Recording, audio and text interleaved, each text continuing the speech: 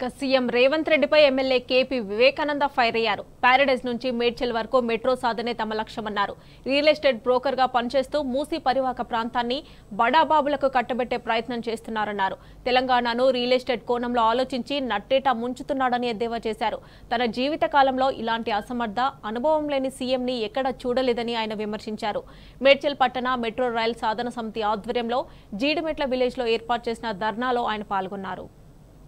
Justice! We want justice! We want justice! We want justice! Metal metro साधिताम! Metal metro साधिताम! नहीं चलेगा! तानाशाही नहीं चलेगा!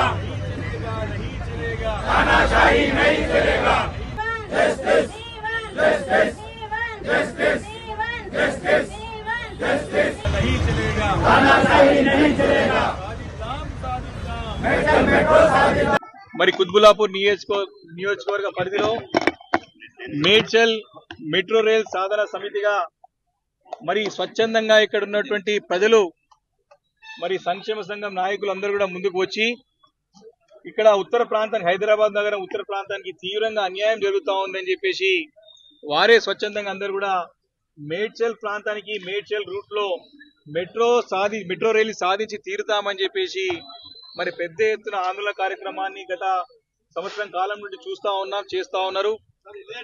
మరి మీ అందరికీ కూడా తెలుసు, గతంలో కేసీఆర్ గారి ప్రభుత్వంలో ఈ ఉత్తర నగరానికి ఉత్తర ప్రాంతానికి హైదరాబాద్ నగరంలో నార్త్ సిటీ ఏదైతే ఉన్నదో మరి కండ్లకోయ వరకు ప్యారడైజ్ నుంచి కండ్లకోయ వరకు కూడా మెట్రో రైలు వేయాలని చెప్పేసి కూడా ఆ రోజు నిర్ణయం తీసుకొని ఒక కన్సల్టెన్సీని కూడా అపాయింట్ చేసి దీనిపైన స్టడీ చేసి డిపిఆర్ తయారు చేసి రాబో రోజుల్లో ఖచ్చితంగా ఈ ప్రాంతానికి ప్రతిపాదించాలని చెప్పేసి కూడా ఆ రోజు నిర్ణయం తీసుకున్న సంగతి మీ అందరికి తెలుసు.